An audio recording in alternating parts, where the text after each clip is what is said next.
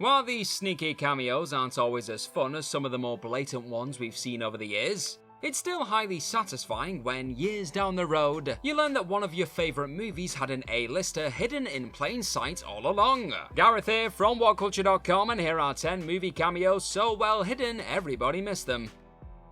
Number 10. Bill Murray, Dumb and Dumber 2.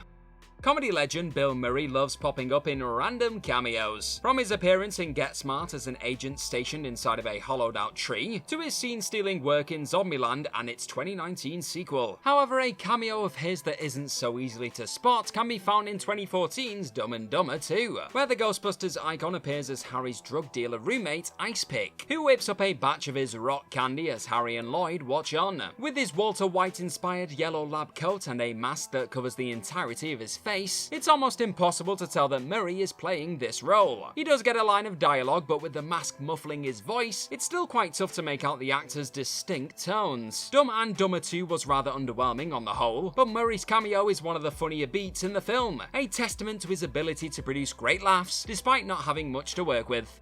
Number 9. Tom Cruise, Young Guns.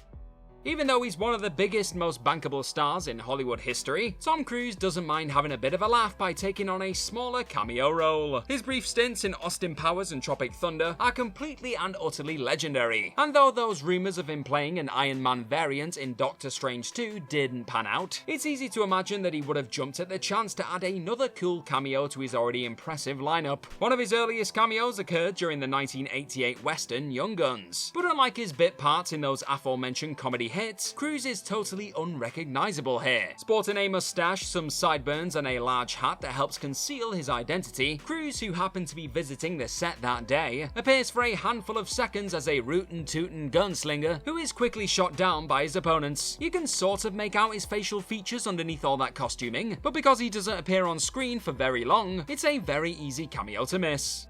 Number 8. Christopher Marcus and Stephen McFeely, Captain America: The Winter Soldier.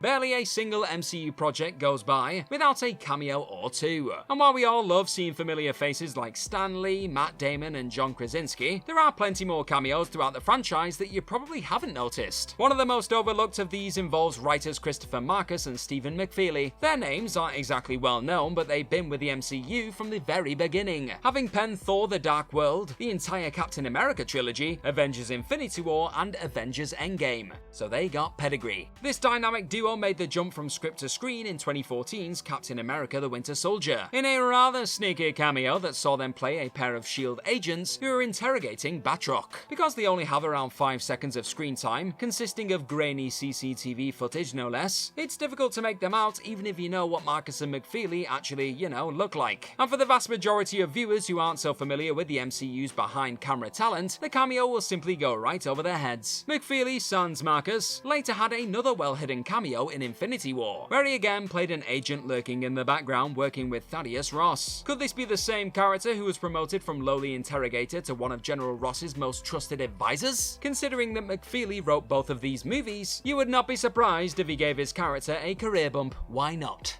Number 7. Daft Punk, Tron Legacy.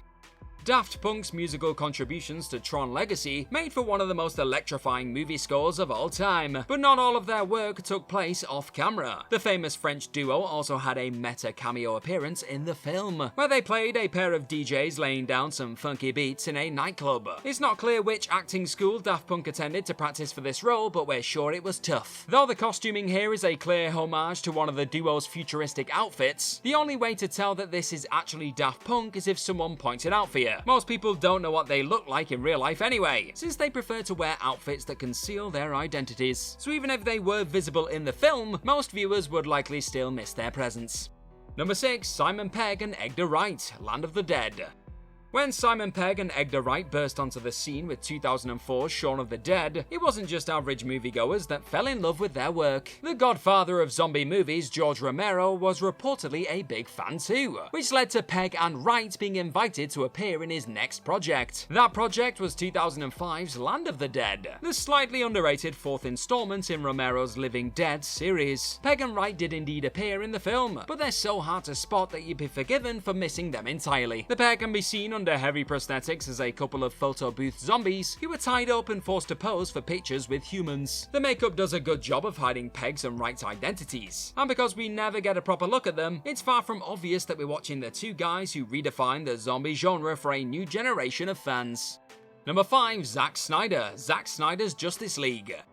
Zack Snyder's Justice League contains dozens of Easter eggs for fans to pick up on, and while some, like that Martian Manhunter cameo, are impossible to miss, others are hidden in those corners of the frame you wouldn't necessarily look. Snyder's own cameo is one of those less obvious ones, with the director granting himself a few seconds of screen time as a man sat in the window of a coffee shop. With Amy Adams' Lois Lane being the focus of the shot, and with Snyder being hidden behind that beam supporting the windows, he blends into the background in such a way that your eyes just pass over him. You might have expected the director to give himself a flashier cameo, get it? But as evidenced by Snyder's other hidden DC role, his hand can be seen holding Bruce Wayne's phone in a quick shot in Batman v Superman, that is clearly not his style.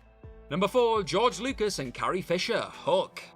Steven Spielberg's Hook is one of the director's weaker efforts, but it's not a total loss. Robin Williams and Dustin Hoffman are fantastic as Peter Pan and Captain Hook respectively, and John Williams, as ever, delivers the musical goods. It also features a rather brilliant, rather sneaky cameo in its opening stages, but it's not one you'll understand the significance of unless someone points it out for you, and that's what I'm here for. Early in the film, we see a couple kissing on a bridge, and they begin to float upwards after Tinkerbell sprinkles them with magic dust. As confirmed by the rap in a piece about Hook's 25th anniversary, this couple consists of Star Wars legends Carrie Fisher and George Lucas, who were clearly invited by their mate Spielberg to cameo in his movie. Fisher also did a bit of script polishing on the film. Given the distance at which we're viewing this couple, there's simply no way to tell that this is Fisher and Lucas, unless you're some sort of Star Wars droid with a built-in zoom and enhance function, which you are not. Number 3. Hugh Jackman, Free Guy.